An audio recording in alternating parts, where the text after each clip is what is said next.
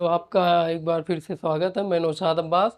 आज हम पढ़ाएंगे, कल हमने पढ़ा था कि वेक्टर के बारे में, उसकी दिशा कैसे बताई जाती है, उसको संकेत कैसे किया जाता है, उसका पोजीशन क्या होता है, उत्तर पूर्व दक्षिण में, ये सब बताया था। अगर एंगल दिया हो तो कैसे बताएंगे, कल ये सब सीखा था। आज सीखेंगे यूनिट वेक्टर क्या होता है। यूनिट वेक्टर इंग्लिश में इकाई सदिश, ठीक, इकाई सदिश क्या बोलेंगे, इकाई सदिश या एकांक वेक्टर, या एकांक वेक्टर जो भी कह लो, ठीक है। इसकी परिभाषा क्या होती है, ये क्या कहता है, किसी वेक्टर का किसी वेक्टर का परिमाण परिमाण परिमाण एकांक हो या एक हो, एकांक हो या एक हो, जो भी कह लो, एकांक हो या एक हो,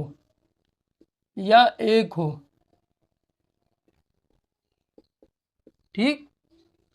किसी वेक्टर का परिमाण परिमाण एकांक हो या एक हो, उसी को यूनिट वेक्टर कहते हैं या एकांक वेक्टर कहते हैं, या हिंदी में बोलेंगे एकांक वेक्टर कहते हैं, ठीक। माना इसे किसे डिनोट करते हैं, ये अगर इसके ऊपर ऐसे कैप लगाओ ना तो इसे कहते हैं एकांक वेक्टर या यूनिट वेक्टर।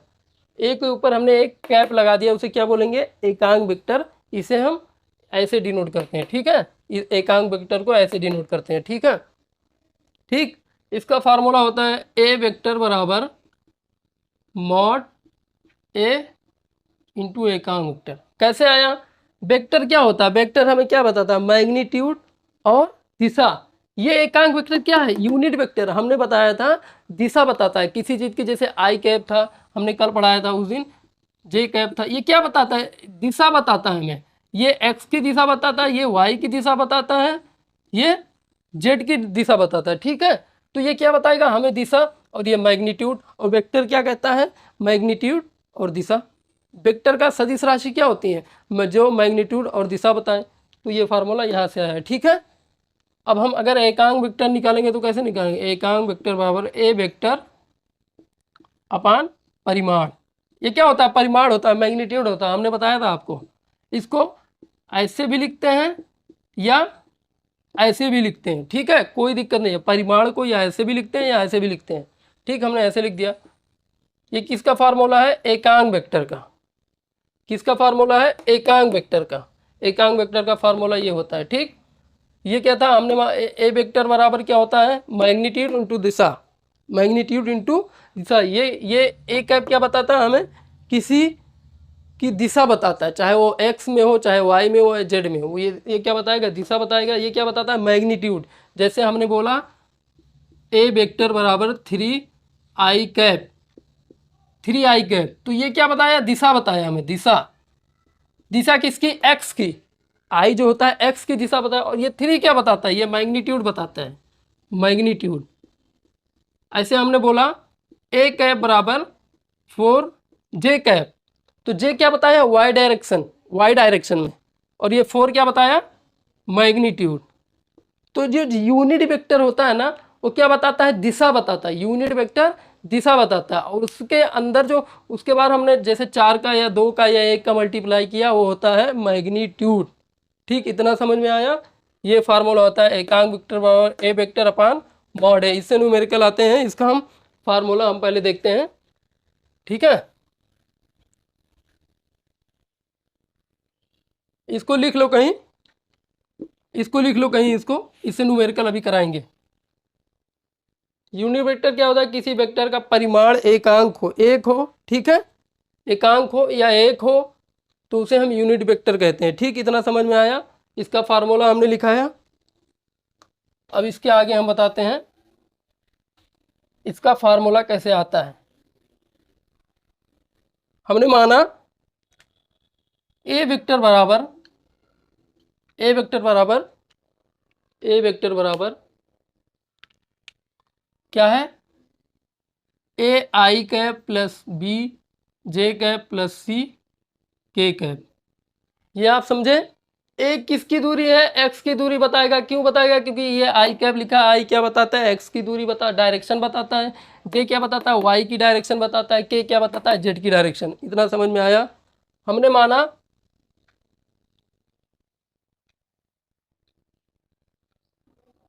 ये वाई है, ये एक्स है, ठीक। एक्स में कितना दूरी, ए दूरी, यहां से हमने लिख दी, ठीक। वाई में पी दूरी, यहां से, ठीक।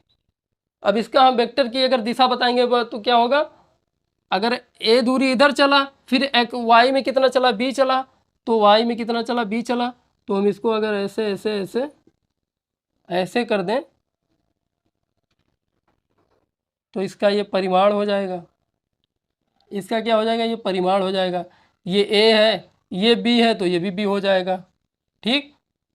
ये भी बी हो जाएगा, ठीक। अब मान लिया ये सी है, सी की वैल्यू कैसे निकलती है, पाइथागोरस प्रमेय हमें पता है। पाइथागोरस प्रमेय हम लगा देंगे तो सी बराबर क्या, पाइथागोरस प्रमेय क्या कहता है, a square plus B square, C square बराबर क्या होता है, a square plus B square. तो सी बराबर क्या आ जाएगा, रूट ए स्क्वायर प्लस बी स्क्वायर। ये हो गया पाइथागोरस प्रमेय से सी का निकाल लिया। अब मान लो कि हमें सी के का नहीं पता, 3D नहीं पता है, 3D नहीं पता है। 3D कैसे, अगर ये अगर हम ऐसे बनाते, सी, इसमें सी प्लस सी किधर हो गए, ए आई के प्लस बी जे कैप। अगर हम इसको ऐसे भी लिखते हैं, ए कामा बी कामा सी, अगर हम इसको लिखे तो सी कहाँ होगा, सी। देखो ए और बी तो पता है, ए एक्स में चला और वाई में, लेकिन जेड किधर है, जेड यहाँ कहीं होगा। देखो जेड यहाँ कहीं होगा, इस बिंदु पे नहीं होगा, थोड़ा यहाँ होगा, यहाँ। अगर आप देख पा रहे हैं तो यहाँ ऐसे होगा जेड, ठीक है। देखो जेड यहाँ पे होगा, यहाँ ऐसा होगा जेड। जेड क्या होता है, इधर होता है। ये जो हम ऐसे बनाते हैं, जब थ्री डायमेंशनल बताते हैं, तो ये जो बताता है ना, ये ऐसा बताता है, ऐसा बाहर की तरफ बताता है, बाहर की तरफ। अगर बाहर की तरफ को डॉट से डिनोट करते हैं और अंदर रहेगा तो क्रॉस से डिनोट करें, तो बाहर की तरफ बता रहा है। तो ये देखो जेड, जेड अगर हम सी, ये क्या है, जेड है। के कैप क्या है, के कैप जेड है, जेड की डायरेक्शन बताएगा। तो सी क्या है, सी ऐसा इधर बताएगा, तो सी कहीं यहाँ होगा ना। तो अगर हम इसको बनाएं, इमेजिन करो आप, मान लो हम यहाँ से यहाँ तक x चले, यहाँ से यहाँ तक x चले, वहाँ से वहाँ तक y चले, ठीक। यहाँ से यहाँ तक x चले, फिर y चले, यहाँ से यहाँ तक x, फिर y, फिर z बोले तो यहाँ इधर, इधर z क्या, बाहर की तरफ, तो इधर z। तो ये यही तो है z, यही तो है z भाई, इधर इधर z। अगर हम इसका परिमाण कितना आया है, c बराबर रूट ए स्क्वायर प्लस बी स्क्वायर। अब देखो हमें सी भी निकालना पड़ेगा ना, सी का क्या होगा, के का परिमाण क्या होगा। तो ये देखो ये जेड रहेगा, ये तो इन दोनों के बीच एंगल कैसा बन रहा है, ये देखो ये कुछ ऐसा बन रहा है ना, ऐसा। आप ध्यान से देखो, ये ऐसा बनेगा, ऐसा, ये वाला परिमाण के बीच में और ये जो जेड बाहर आ रहा है, इनके बीच में अगर आप एंगल देखोगे तो ऐसा 90 डिग्री से 90 डिग्री हम मानेंगे। वैसे थोड़ा वो लग रहा है, थोड़ा सा मतलब दिख नहीं रहा, लेकिन 90 डिग्री होगा। आप ध्यान से देखें, ये वाला परिमाण ऐसे रख दिया हमने, ये देखो ऐसा, ये ऐसा, आप देखो ऐसा, ये जेड बता रहा है, ये इसका परिमाण हो गया और ये जेड का हो गया। तो अगर हम इसको निकालेंगे तो ये क्या हो जाएगा, ये हमने ऐसा बनाया, ठीक है, ऐसा, ये इसका परिमाण हो जाएगा। कैसे, देखो ध्यान से, ये ऐसे है, ये ऐसे है, तो इसका परिमाण क्या होगा, इसका परिमाण क्या होगा, ये ऐसे है, ऐसे है, ऐसे, तो इसका परिमाण यही तो होगा, इसका परिमाण यही तो होगा, इसका परिमाण यही तो होगा, ठीक है। अब ध्यान से देखो, ये जेड है, ये जेड ऐसा बता रहा है, ये इसका परिमाण हो गया। अब इसका परिमाण यही तो होगा, तो ये चीज़ हमने लिख दी है, ठीक है। ये कितना था, c बराबर a square plus B square का रूट, और ये क्या है, ये कितना है, ये 90 डिग्री में थोड़ा सा दिख नहीं रहा, लेकिन ये 90 डिग्री ही माना जाएगा, ठीक है, ये c है। अब इसका परिमाण निकालेंगे तो फिर से पाइथागोरस प्रमेय निकालेंगे, पाइथागोरस प्रमेय लगाएंगे, तो क्या होगा, पाइथागोरस प्रमेय जब लगाएंगे, हमने मान लिया ये d है, ठीक है, तो d बराबर क्या हो जाएगा, root a square plus B square का स्क्वायर प्लस सी स्क्वायर। तो जब इसको खोलेंगे तो d बराबर क्या हो जाएगा, a square plus B square plus C square. ये क्या था, ये लंब हो गया, ठीक, ये बेस हो गया, ये इसका कर्व हो गया, ठीक। तो d बराबर जब निकालेंगे तो इसका स्क्वायर करेंगे, इसका स्क्वायर करेंगे, ठीक। तो d बराबर कैसे आ जाएगा, d स्क्वायर बराबर इतना आया, तो d बराबर ये आ जाएगा, a स्क्वायर प्लस ये रूट में आ जाएगा, ये यहाँ से स्क्वायर हटाएंगे, रूट में आ जाएगा, ठीक। एक बार फिर से समझो, हमने 2D का तो निकाल लिया, 2D का, लेकिन हमें Z का भी निकालना है, 3D का निकालना है। तो ये हमारा ये इतना परिमाण इसका आ गया। अब Z क्या होता है, Z बाहर का होता है। जब ये इसको हम ऐसे बनाते हैं, ऐसे ऐसे ऐसे, तो ये जो लाइन होती है ये बाहर के, हमें बाहर की दिशा बताती है। अगर डॉट रहता है तो बाहर की, क्रॉस रहता है तो अंदर की। तो ये वाली लाइन हमें बाहर की बता रही थी। अब हमने यहाँ पे देखो मार्कर रखा है, ऐसे मार्कर, और ये वाला Z बता रहा है, तो इनके बीच का तो एंगल ऐसे बन रहा है, ऐसा एंगल बन रहा है, बोले तो 90 डिग्री ही बन रहा है, देखो कि ध्यान से 90 डिग्री। तो ये इसका परिमाण अब ये हो जाएगा, ये परिमाण पहले वाला था, अब लेकिन ये जब फाइनल परिमाण निकालेंगे तो ये वाला परिमाण हो जाएगा। तो ये वाला परिमाण हमें पता है, a square plus B, root का a square plus B square, और ये c दिया हुआ है, ये z का c दिया हुआ है, तो ये c है। तो इसका जब निकालेंगे d बराबर, पाइथागोरस प्रमेय लगाएंगे तो d स्क्वायर बराबर root a square plus B square का स्क्वायर प्लस सी स्क्वायर, d स्क्वायर में तो हटा दे तो a square plus B square plus C square, ठीक। इसका क्या आ गया, ये परिमाण आ गया, ठीक, इसका क्या आ गया, ये परिमाण आ गया। अब हमने फार्मूला पढ़ा है, d बराबर ये क्या आ गया, a square plus B square plus C square, ये परिमाण आ गया। हमने एकांक का फार्मूला पढ़ा, यूनिट वेक्टर का फार्मूला हमने क्या पढ़ा था, यूनिट वेक्टर का फार्मूला हमने पढ़ा था, यूनिट वेक्टर का फार्मूला हमने पढ़ा था, ए vector upon mod a vector, ठीक, ये पढ़ा था, ठीक।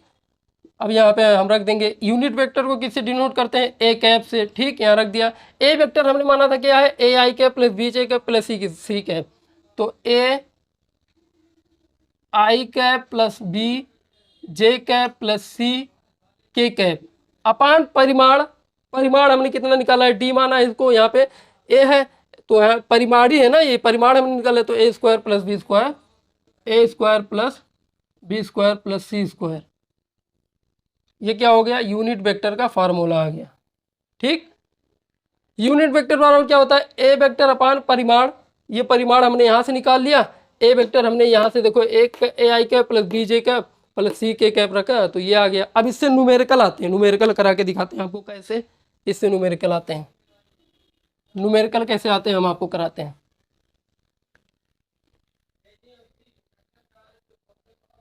ये देखो इसका फार्मूला हम इधर लिख दे रहे हैं, ए कैप बराबर होता है a i cap plus b j cap plus c k cap upon a square plus B square plus C square.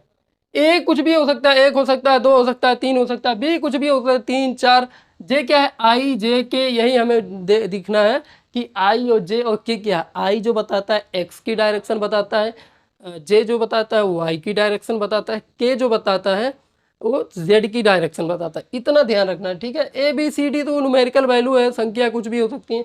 एक जैसा पहला हमने एक उदाहरण ले लिया, ठीक है। ए वेक्टर बराबर दिया है 2i cap plus 3 cap plus 4 cap, तो इसका एकांक वेक्टर बताओ, एकांक वेक्टर बोले तो ए कैप पूछ रहा है, ए कैप क्या होगा, तो फार्मूला होता है ए वेक्टर बराबर अपान परिमाण, मॉड में ऐसे लिखते हैं। अब परिमाण कैसे निकालेंगे, तो परिमाण क्या है, ये देखो परिमाण का फार्मूला होता है a square plus B square plus C square root में। तो ए स्क्वायर कितना है, ए यहाँ पे 2 है, हमने 2 रख दिया, 2 का स्क्वायर प्लस 3 का स्क्वायर प्लस 4 का स्क्वायर रूट का स्क्वायर। इसको हम जोड़ेंगे कितना, 4 9 4 13 16 9 25 4 29, रूट 29 आ जाएगा। इसका परिमाण आ गया। ठीक है, यहाँ पे हम रख देंगे, पुट कर देंगे इसका परिमाण। ए क्या है, ए वेक्टर क्या है, ये दिया हुआ है, तो 2i cap plus 3j cap plus 4k cap upon root 29। ये क्या आ जाएगा, एकांक वेक्टर। हमने क्या किया, पहले देखो ध्यान से, कोई वेक्टर दिया था, ए वेक्टर बराबर इतना दिया था, उसने बोला कि यूनिट वेक्टर क्या होगा, एकांक वेक्टर क्या होगा। हमने फार्मूला हमें पता है, एकांक वेक्टर बराबर होता है ए वेक्टर अपान परिमाण। तो परिमाण हम यहाँ से निकाल लिए, परिमाण का फार्मूला होता है a square plus B square plus C square. ठीक, यहाँ पे वैल्यू रख दिया 29 आ गया। ए वेक्टर हमें दिया है, उसको ऐसे रख दिया, ये आ गया। ठीक, एक क्वेश्चन और कराते हैं आपको, एक क्वेश्चन और कराते हैं। हमने बोला कोई एकांक वेक्टर, एकांक वेक्टर, एकांक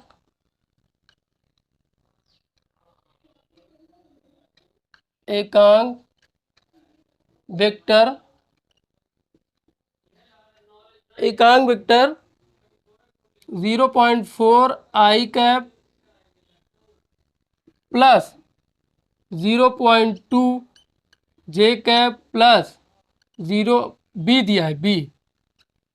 ठीक, तो इसने पूछा b की वैल्यू क्या होगी। एकांक वेक्टर कोई दिया है 0, ए वेक्टर बराबर इधर लिख दे रहे हैं, एकांक वेक्टर कोई दिया है ए वेक्टर बराबर 0.4 i cap plus 0.2 j cap plus b दिया है। तो बोला b की वैल्यू क्या होगी। अब एकांक वेक्टर क्या होता है, एकांक वेक्टर उसे कहते हैं जिसका परिमाण 1 हो।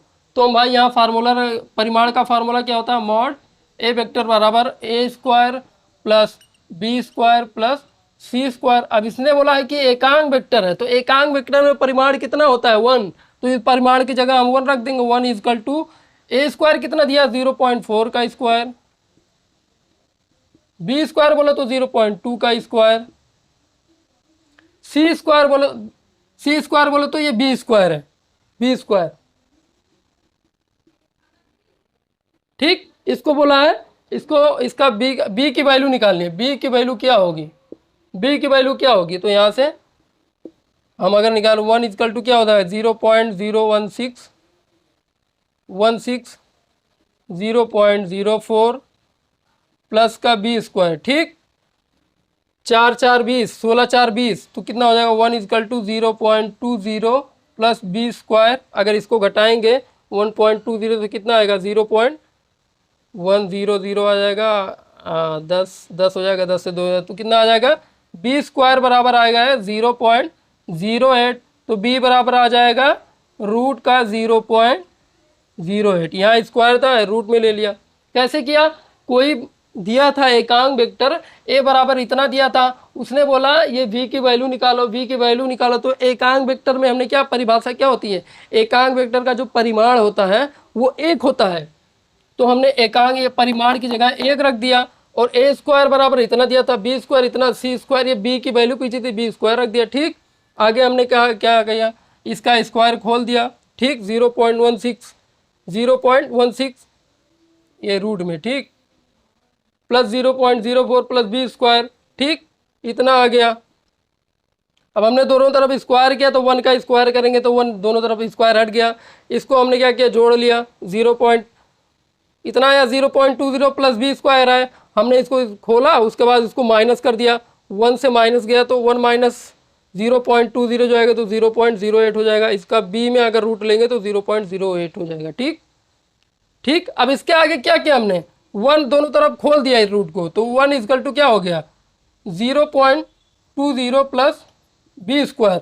0.20 जब इधर आएगा तो 1 माइनस क्या हो जाएगा, 1 minus 0.20 equal to B square. यही चीज़ यहाँ है, तो इसको घटाया तो ये आया, बी स्क्वायर इजकल टू आ गया 0.08। अब इसको रूट हटा दिया, 0.08 हो गया, रूट में हो गया। ठीक, ये होता है यूनिट वेक्टर के ऐसे न्यूमेरिकल आते हैं। ठीक, यूनिट वेक्टर। अब हम आगे पढ़ेंगे क्या होता है समान वेक्टर कैसे करेंगे। ये क्या है, ये सदिश राशि के टाइप है, प्रकार है। पहला क्या था, यूनिट वेक्टर था।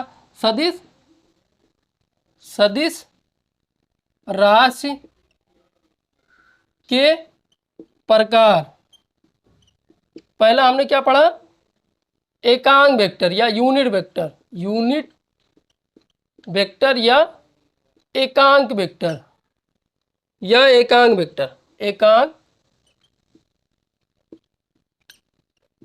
ठीक, अब दूसरा क्या है, समान वेक्टर, समान वेक्टर। समान वेक्टर किसे कहते हैं, समान वेक्टर वो उसे कहते हैं जिसका परिमाण और दिशा दोनों समान हो। जैसे ये वेक्टर ए है, ये वेक्टर बी है, ये वेक्टर सी है, ये ए वेक्टर बी वेक्टर, इनकी परिमाण देखो, परिमाण भी समान है और इनकी दिशा एक ही साइड है, देखो उसी साइड है। तो इसको बोलेंगे ए वेक्टर बराबर बी वेक्टर बराबर सी वेक्टर। इसी को हम बोलते हैं समान वेक्टर। समान वेक्टर में क्या होने चाहिए, परिमाण और दिशा दोनों समान होनी चाहिए। परिमाण देखो सबका परिमाण बराबर है और सबकी दिशाएं एक ही तरफ है, एक ही साइड होनी चाहिए, विपरीत साइड में नहीं होनी चाहिए। अब इसका तीसरा क्या आता है, विपरीत वेक्टर, विपरीत वेक्टर। विपरीत वेक्टर किसे कहते हैं, जिसका परिमाण तो समान हो लेकिन दिशा विपरीत हो। जैसे ये ए वेक्टर है, ठीक, ये ए वेक्टर है, ये बी वेक्टर इधर, देखो इसकी दिशा किधर बता रही है, इधर बता रही है, इसकी दिशा इधर बता रही है। तो ए वेक्टर बराबर किसके हो जाएगा, माइनस बी वेक्टर के। परिमाण समान हो, दिशा अलग अलग हो, इसकी दिशा किधर है, इधर है, और इसकी दिशा किधर है, इधर है। तो ए वेक्टर बराबर माइनस बी वेक्टर, ये होता है विपरीत वेक्टर। ठीक, ठीक है। एक होता है शून्य वेक्टर, शून्य वेक्टर, शून्य वेक्टर बता रहे हैं, शून्य वेक्टर, शून्य वेक्टर। शून्य वेक्टर किसे कहते हैं, 4 नंबर, शून्य वेक्टर जिसका परिमाण 0 हो, जिसका क्या परिमाण ही 0, जिसका शून्य वेक्टर किसे कहते हैं, जिसका परिमाण शून्य हो उसे हम शून्य वेक्टर कहते हैं। ठीक, ये कब पॉसिबल है, ये कब पॉसिबल हो, जब इनके जैसे दो समान वेक्टर की दिशाएं विपरीत हो, तब ये 0 होंगे। जैसे वेक्टर ए वेक्टर की दिशा इधर है, बी वेक्टर की दिशा इधर है, ये बी वेक्टर है, इसकी दिशा इधर है। ठीक, इसका परिमाण कैसे शून्य होगा, ये देखो a vector plus minus b vector equal to 0। A vector की दिशा इधर, बी वेक्टर की दिशा इधर, माइनस इसको ले लिया, जब इसको जोड़ेंगे तभी इसका परिमाण 0 होगा। ठीक है, इसी को शून्य वेक्टर कहते हैं। एक और, दो समान वेक्टर हो, दो समान वेक्टर हो, समान वेक्टर ये और ये, दो समान वेक्टर बोले तो दिशा और परिमाण दोनों सेम हो। दो समान वेक्टर हो, ये ए वेक्टर है, ये बी वेक्टर है। ठीक है, इनका बोला है समान हो, समान बोले तो परिमाण और दिशा दोनों समान हो, तो इनका जो अंतर आएगा वो 0 बराबर आएगा, बराबर 0 क्या आएगा, इसे कहते हैं शून्य वेक्टर। शून्य वेक्टर की दो कंडीशन होती है, जब 0 शून्य कभी कब हो सकता है, जब या तो उनकी दिशा अलग हो, दिशा अलग हो, परिमाण देखो सेम है इन दोनों का, दिशा अलग हो, तो a plus minus b equal to 0। Minus b क्यों, इसकी दिशा इधर है, इसकी दिशा इधर है। अब दूसरा क्या है, वेक्टर समान हो, वेक्टर समान बोले तो परिमाण और दिशा दोनों समान, उनका अंतर जो है वो 0 के बराबर होगा। ठीक, ये ए वेक्टर है, ये बी वेक्टर है, इनका जो अंतर है वो 0, दो कंडीशन में 0 हो सकता है, जब या तो दिशा अलग हो या वेक्टर समान हो। वेक्टर समान होगा तो ए माइनस बी बराबर 0। ठीक, शून्य वेक्टर हो गया। एक होता है विस्थापन, 4 हो गया। 5 नंबर होता है, ये सब नोट कर लेना, इससे परिभाषा पूछ सकता है, उससे ज़्यादा नहीं पूछता, लेकिन अगर पूछ लेगा तो ये देख लेना, समझाने के लिए आपको समझ में आना चाहिए क्या होता है विस्थापन वेक्टर। 5 नंबर विस्थापन वेक्टर किसे कहते हैं, ये मान लो एक्स और वाई है, ठीक है। हमने बोला एक कण था वो एक्स कामा वाई कामा जेड चला। मेनली जो परिमाण होता है ना हम उसको आर से डिनोट करते हैं, आर से। तो यहाँ बोला आर, और एक फिर दूसरा कण है, वही कण समय t1 में t2 में x2 हो गया कामा x3 हो गया कामा x4 हो गया।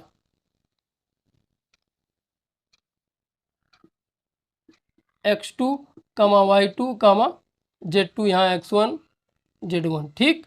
ये था, हमने क्या बोला, ये y है ये x है, ठीक। हमने क्या बोला, एक कण था t समय में यहाँ था, t समय में यहाँ था, t डैश समय में यहाँ पहुँच गया, तो इसका विस्थापन वेक्टर क्या होगा। इसका विस्थापन किसे कहते हैं, शॉर्ट जो मतलब हम यूज़ करते हैं, शॉर्ट रास्ता यूज़ करते हैं, उसी को विस्थापन बोलते हैं। जैसे इसका विस्थापन कितना हुआ, इतना ही तो हुआ। इसका विस्थापन कितना हुआ, ये इसका विस्थापन है। शॉर्ट जो रास्ता होता है उसी को विस्थापन बोलते हैं, ठीक है।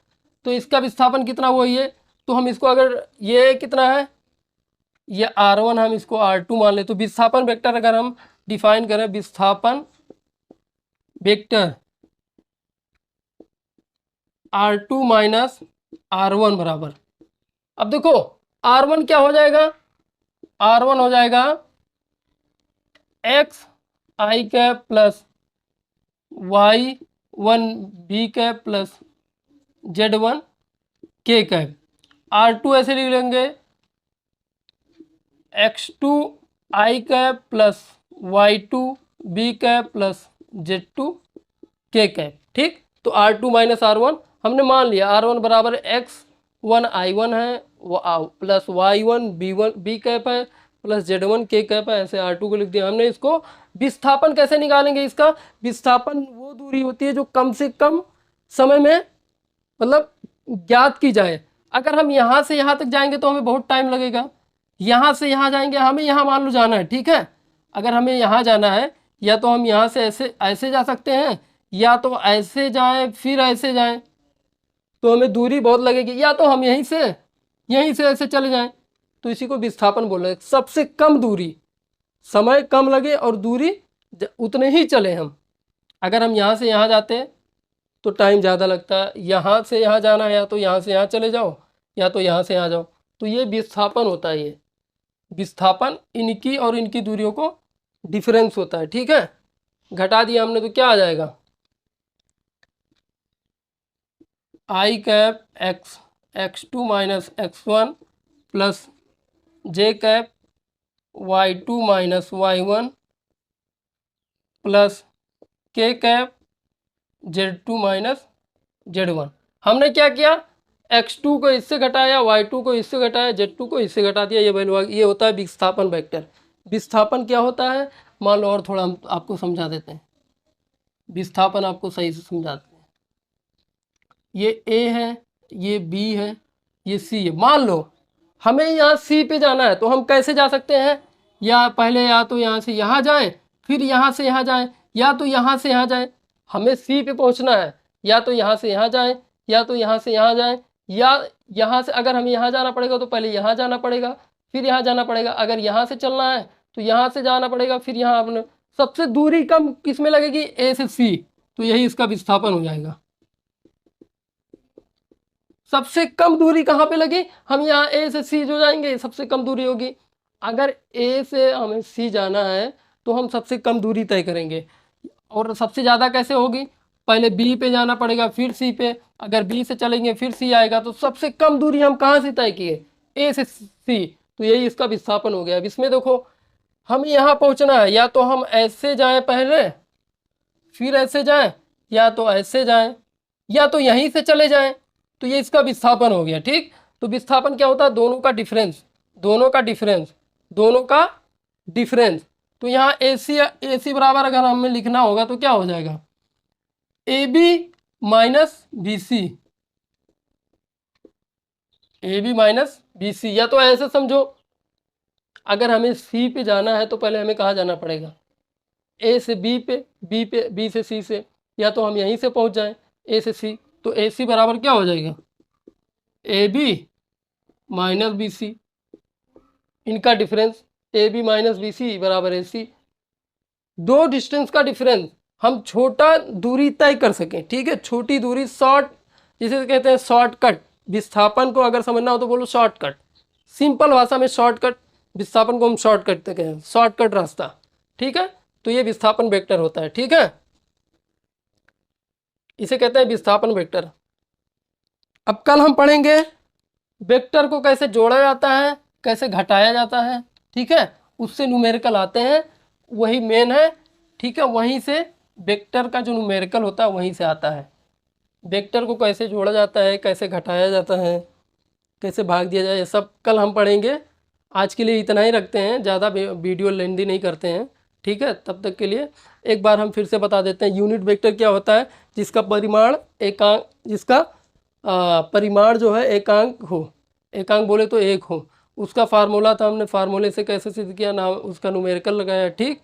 अब यूनिट वेक्टर क्या होता है, सदिश राशियों के प्रकार, एक हो गया यूनिट वेक्टर हो गया, दूसरा क्या था, विस्थापन था, विस्थापन वेक्टर, तीसरा क्या था, क्या था, शून्य वेक्टर था, ठीक, और क्या था, समान वेक्टर था, विपरीत वेक्टर था। ये क्या है, सब सदिश राशियों के प्रकार हैं, सदिश राशियों के प्रकार, ठीक, ये हमने पढ़ लिया प्रकार। अब कल हम पढ़ेंगे कैसे ऐड किया जाता है वेक्टर को, वहाँ से न्यूमेरिकल आते हैं, ठीक है। यहाँ से एकांक वेक्टर से न्यूमेरिकल पूछता है, ठीक है, एकांक वेक्टर से फार्मूला हमने बताया था, ए कैप बराबर ए वेक्टर अपान मॉड ए, ठीक, इससे न्यूमेरिकल आता है। और ये सब परिभाषाएं नहीं आती हैं, हम आपको नॉलेज के लिए बता दिए कि क्या होता है विस्थापन वेक्टर, क्या होता है शून्य वेक्टर, ठीक है, क्या होता है समान वेक्टर, समान वेक्टर किसे कहते हैं, जिसका परिमाण और दिशा समान हो, ठीक। विपरीत वेक्टर, परिमाण समान हो लेकिन दिशा समान ना हो, ठीक। शून्य वेक्टर, जिसका परिमाण ही शून्य हो, ठीक। उस दो कंडीशन होती है, या तो वेक्टर, जो वेक्टर है, दो वेक्टर है, उनकी दिशाएं विपरीत हो, या वेक्टर जो अंतर है, समान वेक्टर का अंतर जीरो हो, तभी ये दो कंडीशन जीरो होने की होती है, ठीक। इतना समझ लिया। विस्थापन वेक्टर क्या होता है, एक कण टी समय में x1 x2 x3 दूरी चला, फिर t2 समय में x2 y2 z3 दूरी चला, उनका दोनों का डिफरेंस जो निकालते हैं वो विस्थापन आ गया, ठीक। ये होता है विस्थापन वेक्टर, ठीक। एक होता है सरल रेखीय वेक्टर, जो एक ही सरल रेखीय वेक्टर हम बात, सरल रेखीय वेक्टर, ठीक। इनके बीच थीटा का जो कोण होता है 180 और 0 के बीच में, 0 कब होगा, जब एक ही दिशा में होंगे, जब एक ही दिशा में होंगे, ए वेक्टर है ये बी वेक्टर, एक ही दिशा में होंगे तो एंगल 0 होगा, और जब विपरीत दिशाओं में होंगे,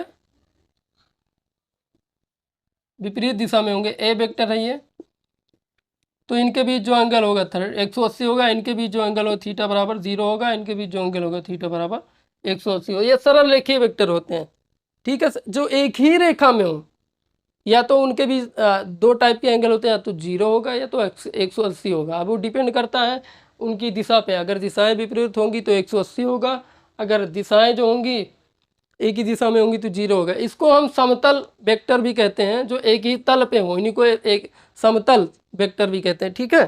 तो ये एक और था सरल रेखीय वेक्टर, ठीक है, इतना ही होता है। और एक दो हैं, इसे देख लेना आप, इससे ज़्यादा वेक्टर नहीं है, ठीक है। तो ये थे वेक्टर के टाइप, ठीक है, उसमें एक न्यूमेरिकल किससे आता है, एकांक वेक्टर से आता है, और ये सब तो ऐसे जनरल नॉलेज के लिए बता दी हूँ। आज के लिए इतना रखते हैं, फिर कल मिलेंगे इसी टाइम, तब तक के लिए बाय बाय।